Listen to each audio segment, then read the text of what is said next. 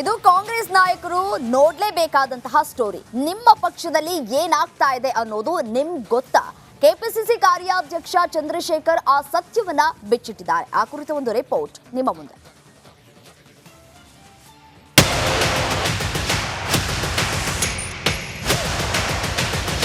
ಯಾರೋ 4 ಜನ ಲೀಡರ್ಗಳ ಜೊತೆ ಹಿಂದೆ ಮುಂದೆ ಸುತ್ತಾಡಿಕೊಂಡು ಅವ್ರನ್ನ ಮ್ಯಾನೇಜ್ ಮಾಡುವಂತವ್ರು ಇವತ್ತು ಅಧಿಕಾರ ಪಡೀತಾ ಇದ್ದಾರೆ.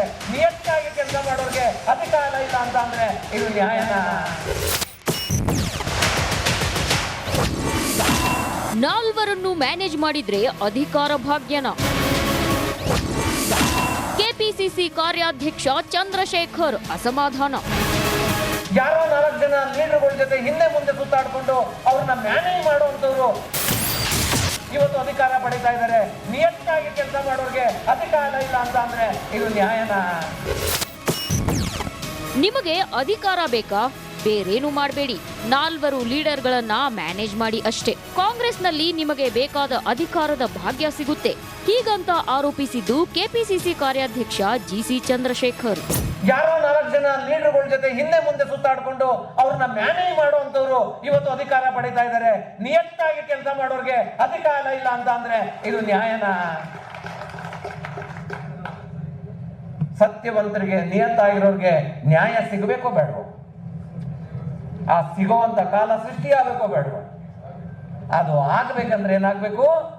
ಅಂತವ್ರನ್ನ ಬೆಳಕಿಗೆ ತರುವಂತ ಪ್ರಯತ್ನಗಳನ್ನ ನಾವು ಮಾಡಬೇಕು. ಕೆಪಿಸಿಸಿ ಕಾಂಗ್ರೆಸ್ ಪಕ್ಷದೊಳಗೆ ಇವತ್ತಿಗೂ ನಿಷ್ಠಾವಂತ ಕಾರ್ಯಕರ್ತರಿದ್ದಾರೆ. ಆದ್ರೆ ಲೀಡರ್ಸ್ಗಳ ಹಿಂದೆ ಮುಂದೆ ಸುತ್ತಾಡಿದವರು ಅಧಿಕಾರ ಪಡೆದಿದ್ದಾರೆ.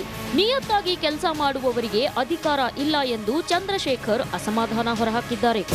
ಪಕ್ಷದ ಬಗ್ಗೆ ಒಂದು ಹೆಮ್ಮೆ ಇರುವಂತವ್ರು, ಒಂದು ಲಾಯಲ್ಟಿ ಇರುವಂತವ್ರು, ಮತ್ತೆ ನನ್ನ ಪಕ್ಷ ಅನ್ನೋ ಒಂದು ಅಭಿಮಾನದಿಂದ ಅಧಿಕಾರ ಸಿಗ್ಲಿಲ್ಲ ಅಂದ್ರೂ ಕೂಡ ಇವತ್ತು ತನಕ ಕಾಂಗ್ರೆಸ್ನಲ್ಲಿ ಗುರುತಿಸ್ಕೊಂಡಿರುವಂತ ತುಂಬಾ ಜನ ನಿಷ್ಠಾವಂತರಿಗೆ ಅವ್ರನ್ನ ಹೇಗೆ ಗುರುತಿಸೋದು ನಾವು? ಸಿಎಂ ಕುರ್ಚಿ ಕಿತ್ತಾಟದ ಮಧ್ಯೆ ಕೆಪಿಸಿಸಿ ಕಾರ್ಯಾಧ್ಯಕ್ಷ ಚಂದ್ರಶೇಖರ್ ಮಾತು ಕೂಡ ಚರ್ಚೆಗೆ ಗ್ರಾಸವಾಗಿದೆ. Vijay, political bureau, republic Kannada.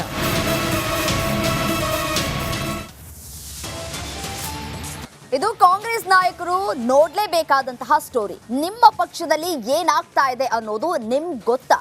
KPCC ಕಾರ್ಯಾಧ್ಯಕ್ಷ ಚಂದ್ರಶೇಖರ್ ಆ ಸತ್ಯವನ್ನ ಬಿಚ್ಚಿಟ್ಟಿದ್ದಾರೆ. ಆ ಕುರಿತ ಒಂದು ರಿಪೋರ್ಟ್ ನಿಮ್ಮ ಮುಂದೆ.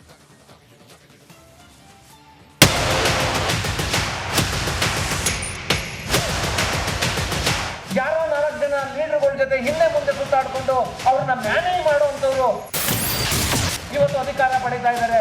ನಿಯತ್ತಾಗಿ ಕೆಲಸ ಮಾಡೋರಿಗೆ ಅಧಿಕಾರ ಇಲ್ಲ ಅಂತ ಅಂದ್ರೆ ಇದು ನ್ಯಾಯನ?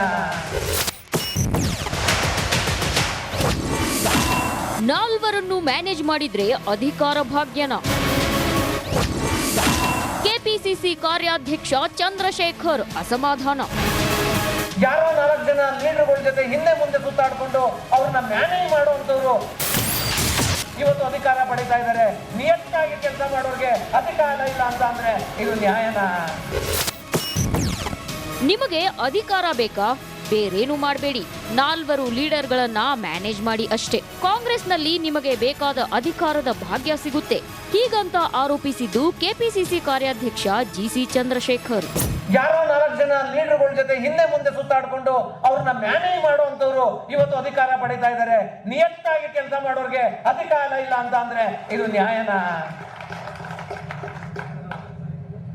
ಸತ್ಯವಂತರಿಗೆ, ನಿಯತ್ತಾಗಿರೋರಿಗೆ ನ್ಯಾಯ ಸಿಗಬೇಕೋ ಬೇಡವೋ?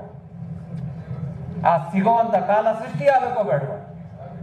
ಅದು ಆಗ್ಬೇಕಂದ್ರೆ ಏನಾಗಬೇಕು? ಅಂತವ್ರನ್ನ ಬೆಳಕಿಗೆ ತರುವಂತ ಪ್ರಯತ್ನಗಳನ್ನ ನಾವು ಮಾಡಬೇಕು. ಕೆಪಿಸಿಸಿ ಕಾಂಗ್ರೆಸ್ ಪಕ್ಷದೊಳಗೆ ಇವತ್ತಿಗೂ ನಿಷ್ಠಾವಂತ ಕಾರ್ಯಕರ್ತರಿದ್ದಾರೆ. ಆದ್ರೆ ಲೀಡರ್ಸ್ಗಳ ಹಿಂದೆ ಮುಂದೆ ಸುತ್ತಾಡಿದವರು ಅಧಿಕಾರ ಪಡೆದಿದ್ದಾರೆ. ನಿಯತ್ತಾಗಿ ಕೆಲಸ ಮಾಡುವವರಿಗೆ ಅಧಿಕಾರ ಇಲ್ಲ ಎಂದು ಚಂದ್ರಶೇಖರ್ ಅಸಮಾಧಾನ ಹೊರಹಾಕಿದ್ದಾರೆ. ಪಕ್ಷದ ಬಗ್ಗೆ ಒಂದು ಹೆಮ್ಮೆ ಇರುವಂತವ್ರು, ಒಂದು ಲಾಯಲ್ಟಿ ಇರುವಂತವ್ರು, ಮತ್ತೆ ನನ್ನ ಪಕ್ಷ ಅನ್ನೋ ಒಂದು ಅಭಿಮಾನದಿಂದ ಅಧಿಕಾರ ಸಿಗ್ಲಿಲ್ಲ ಅಂದ್ರೂ ಕೂಡ ಇವತ್ತು ತನಕ ಕಾಂಗ್ರೆಸ್ನಲ್ಲಿ ಗುರುತಿಸ್ಕೊಂಡಿರುವಂತ ತುಂಬಾ ಜನ ನಿಷ್ಠಾವಂತರಿಗೆ ಅವ್ರನ್ನ ಹೇಗೆ ಗುರುತಿಸೋದು ನಾವು? ಸಿಎಂ ಕುರ್ಚಿ ಕಿತ್ತಾಟದ ಮಧ್ಯೆ ಕೆಪಿಸಿಸಿ ಕಾರ್ಯಾಧ್ಯಕ್ಷ ಚಂದ್ರಶೇಖರ್ ಮಾತು ಕೂಡ ಚರ್ಚೆಗೆ ಗ್ರಾಸವಾಗಿದೆ. Vijay, political bureau, republic Kannada.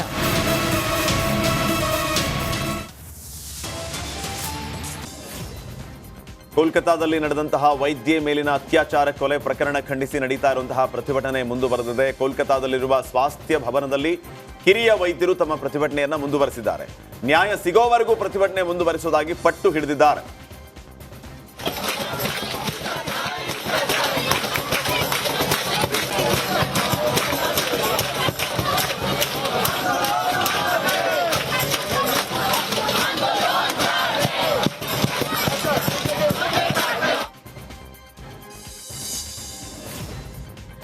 ಆಂಧ್ರಪ್ರದೇಶದ ವಿಜಯವಾಡದಲ್ಲಿ ನಿರಂತರ ಸುರಿದ ಧಾರಾಕಾರ ಮಳೆ ಭಾರೀ ಅವಾಂತರವನ್ನೇ ಸೃಷ್ಟಿಸಿದೆ. ಮಳೆಯ ಹಾನಿ ವೀಕ್ಷಣೆಗೆ ಕೇಂದ್ರ ತಂಡ ಈ ಸಂದರ್ಭದಲ್ಲಿ ಆಗಮಿಸಿದೆ. ವಿಜಯವಾಡದ ಜಿಲ್ಲೆಯ ನೆರೆ ಪೀಡಿತ ಪ್ರದೇಶಗಳಿಗೆ ಕೇಂದ್ರ ತಂಡ ಭೇಟಿ ನೀಡಿ ಅಧಿಕಾರಿಗಳಿಂದ ಮಾಹಿತಿಯನ್ನ ಪಡೆದುಕೊಂಡಿದ್ದಾರೆ.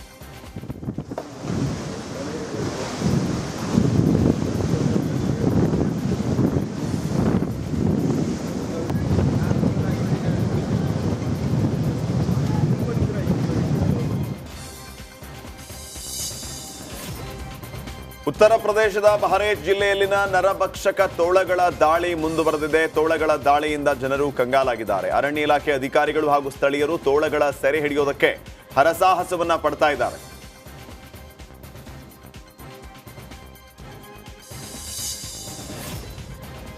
ದೆಹಲಿಯಲ್ಲಿ ನಿರಂತರ ಸುರಿದ ಭಾರೀ ಮಳೆಯಿಂದ ಅವಾಂತರ ಸೃಷ್ಟಿಯಾಗಿದ್ದು ಜನಜೀವನ ಅಸ್ತವ್ಯಸ್ತವಾಗಿದೆ.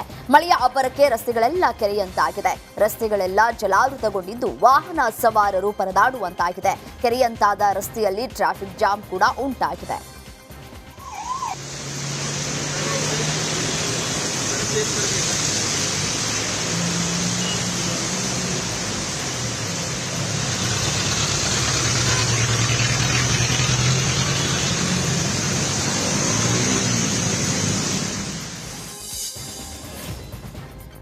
ದೆಹಲಿಯ ನಬಿ ಕರೀಂ ಪ್ರದೇಶದಲ್ಲಿ ಗೋಡೆ ಕುಸಿದಿದೆ. ಈ ದುರ್ಘಟನೆಯಲ್ಲಿ ಒಬ್ಬ ವ್ಯಕ್ತಿ ಸಾವನ್ನಪ್ಪಿದ್ದು ಇಬ್ಬರು ಗಾಯಗೊಂಡಿದ್ದಾರೆ. ಗಾಯಾಳುಗಳು ಸ್ಥಳೀಯ ಆಸ್ಪತ್ರೆಗೆ ದಾಖಲು ಮಾಡಲಾಗಿದೆ. ಕಟ್ಟಡ ಕುಸಿದ ಸ್ಥಳದಲ್ಲಿ ಅಗ್ನಿಶಾಮಕ ದಳದಿಂದ ರಕ್ಷಣಾ ಕಾರ್ಯಾಚರಣೆ ಮುಂದುವರೆದಿದೆ.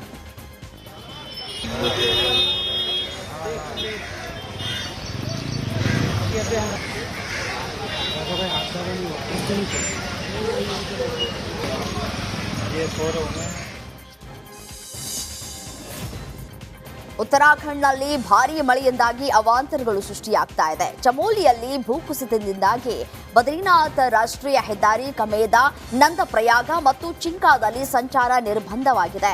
ರುದ್ರಪ್ರಯಾಗ ಪ್ರದೇಶದ ಸೋನ್ಪ್ರಯಾಗ ಮತ್ತು ಗೌರಿಕುಂಡ್ ನಡುವಿನ ರಸ್ತೆಯಲ್ಲಿ ವಿವಿಧೆಡೆ ಕಲ್ಲುಗಳು ಬಿದ್ದ ಪರಿಣಾಮ ಸಂಚಾರ ಸ್ಥಗಿತಗೊಂಡಿದೆ. ಸೋನ್ಪ್ರಯಾಗ್ ಪೊಲೀಸರು, ಎನ್ಡಿಆರ್ಎಫ್ ಮತ್ತು ಎಸ್ಡಿಆರ್ಎಫ್ ಸಿಬ್ಬಂದಿಗಳು ರಸ್ತೆಯಿಂದ ಕಲ್ಲುಗಳನ್ನು ತೆರವುಗೊಳಿಸ್ತಾ ಇದ್ದಾರೆ.